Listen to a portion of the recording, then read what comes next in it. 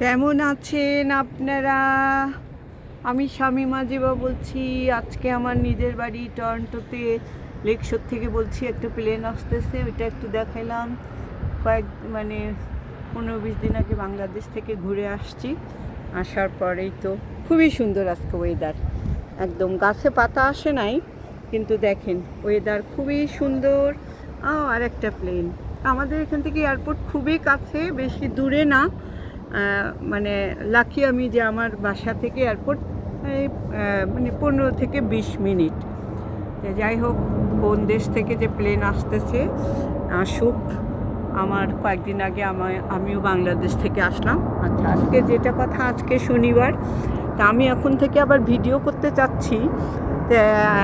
আমার বড় মেয়েও বাংলাদেশ ছিল, ও আসছে আমার পরে। যাই হোক, ওদের সঙ্গে আমার দেখা হয়নি। তা আজকে ইনশাল্লাহ আমার বড় মেয়ের বাসায় যাব। 2 নাতনি, জামাই, ওরা 4 জন। লুসি, সুমন জামাইয়ের নাম, আচ্ছা আয়াতাইলা, আর আমার বড় ছেলের নাতনি, সবাই আমরা একখানে হব। তা আমি কিছু রান্না করছি। আসলে এখন বলছি না যে সব কিছু একটু নিজের মতো করে শেয়ার করব। এটা আগেই দেখাই দিলাম যে ওয়েদারটা কত সুন্দর। ওই যে লেক দেখা যাচ্ছে, এটা আমি খুবই লাকি যে আমি যে সাইডে থাকি এখান থেকে লেকটা দেখা যায়। অসম্ভব সুন্দর, সবই সুন্দর, বেশি সুন্দর। দেখতে দেখতে আমি যেমন আর ভুলে গেছি যে এটা কত সুন্দর। নতুন যারা আসে তারা বলে যে তো আমার বাসা থেকে ভিউটা খুবই সুন্দর। নিচে তো আমার এই যে এখানে গাড়ি আমার টিটিসি আসে, তো কথা বলতেছি আর দেখাচ্ছি যে আমি কী রান্না করলাম। তারপর আমি হয়তো দুপুরে যাব, বিকালে আমরা সবাই মিলে রাতের খাবার খাবো।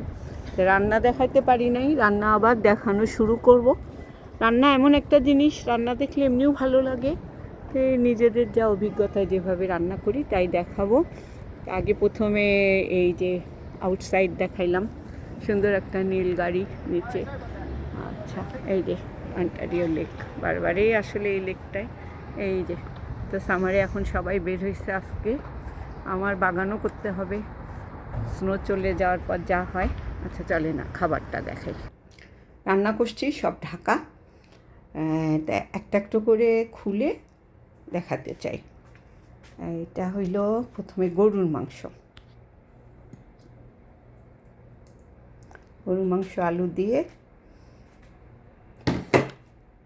আচ্ছা।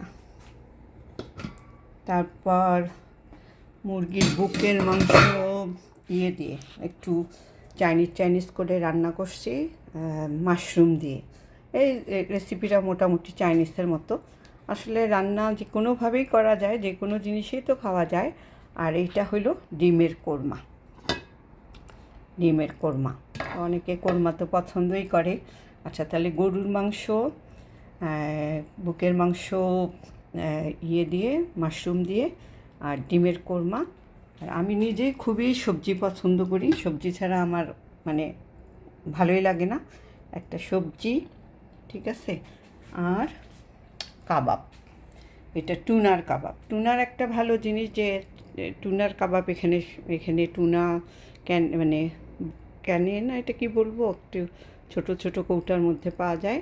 তো এটা দিয়ে সুন্দরভাবে কাবাব হয়। আর এরা স্যান্ডউইচ বানায় খায়।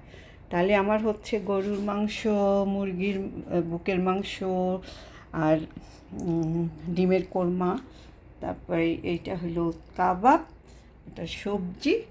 আর সালাদও আমি নিয়ে যাচ্ছি, জাস্ট দেখাচ্ছি, জাস্ট আমার মেয়েকে যেন কোনো কষ্ট না করতে হয়।